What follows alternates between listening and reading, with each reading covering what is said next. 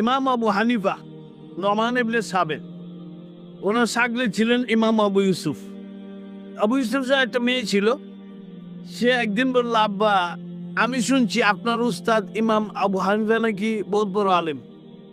আমি তো মেয়ে মানুষ, ওনার তো অন্য কোনো সেবা করতে পারবো না। ওনাকে একজন আমার বাড়িতে দাওয়াত করে আনলে আমি মনের মতো করে রান্না করে ওনাকে খাওয়াইতাম, একটু সব হাসিল করতাম।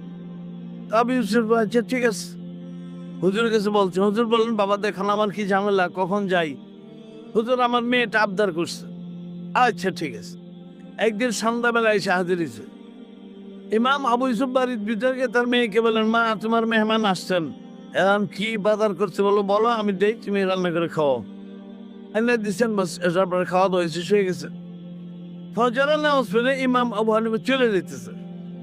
ইমাম আবু ইউসুফ যেই বাড়িতে আসেন, তখন মেয়েটা বলছে, আব্বা আপনার উস্তাদ কোথায়? হুজুর তো কাজ আছে বাড়িতে, ছাত্র তো বলাইতে হয়, চলে যেতে। না না না, ওনাকে তো আপনি দাওয়াত করেন না, দাওয়াত করছি তো আমি, তো আমার কাছে না বললে চলে যাবে? এটা ডাকেন।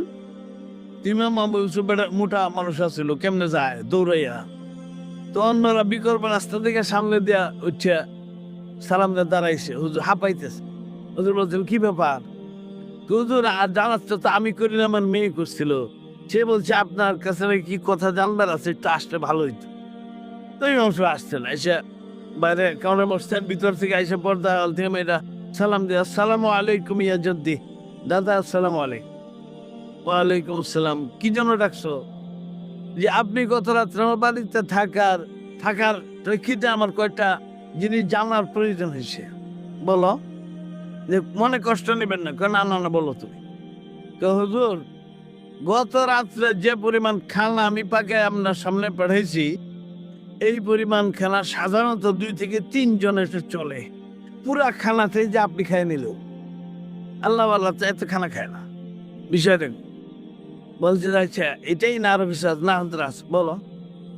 আমি জানি যে আল্লাহ আল্লাহ বান্দারা শেষ রাত্রে উঠে কিন্তু তাহাজ্জুদ গুজারি করেন, তাসবিহ তাহলিল তেলাওয়াত নামাজ এগুলি করেন।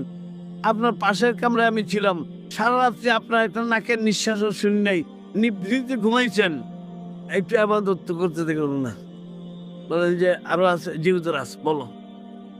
যে গত রাত্রে আপনি এশার নামাজে চলে গেছেন, পরে আমি আপনার খাটের নিচে এই পরিমাণ পানি ঢিলাগুলো রেখে গেছি যে এটা একটা মানুষের সারা রাত্রে যা দরকার হবে তার চেয়ে বেশি।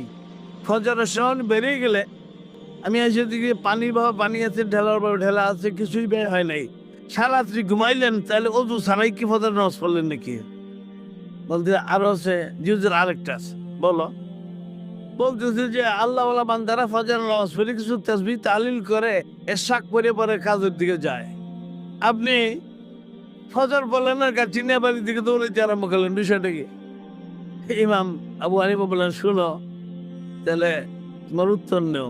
বলেন, দেখো গত রাত্রে তোমার রান্না করা খাবার যখন আমার কাছে এসে পৌঁছছে, তখন আমার নাকে যখন এটার ঘ্রাণ গেছে, তখন বুঝতে পারছি যে এই খাবারটা 100% হালাল, এর মধ্যে হারামের কোনো ধরনের কোনো দুর্গন্ধ নেই।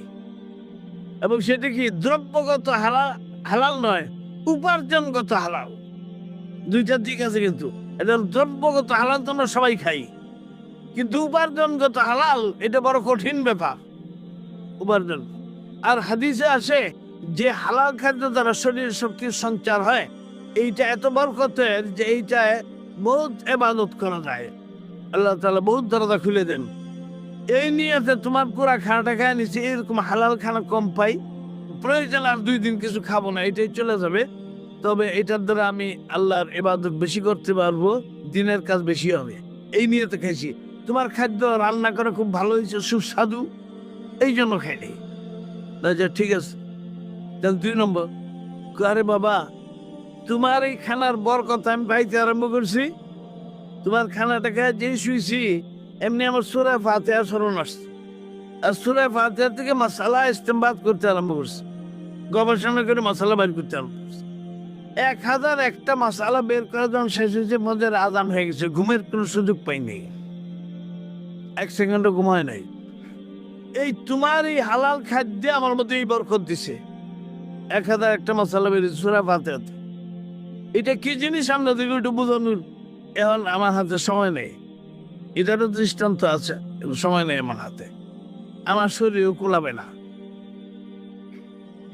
এই কারণে মানে রাত্রে যখন শুয়েছি আমি, আর এলবি আলোচনা চলতেছে আমার গবেষণা, তখন হাদিসে পাকের মধ্যে আসে যে অন্য নফল ইবাদতের চেয়ে এলেম নিয়ে আলোচনা করা অনেক বেশি সহজ।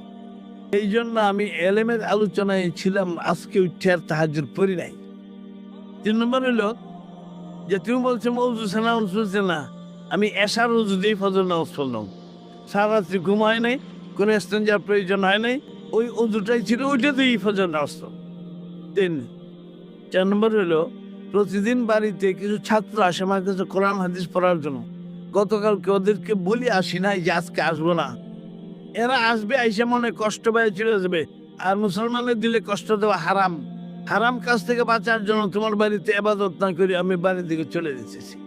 এখন বলো কোনটা? আপনাদেরকে এই ঘটনাটা শোনালাম আমি কেন? এটা হইলো যে আল্লাহ তাআলা ইমাম আবু হানিফার মতো আলেমকে এই বরকত দেন যে এক সূরা ফাতিহার থেকে একটা হালাল খানার শক্তিতে 1001টা মাসআলা ফজর পর্যন্ত বাইর হয়। এই বরকত ইমাম আবু হানিফার মতো ব্যক্তি ভাই আমি আপনি পাবো না।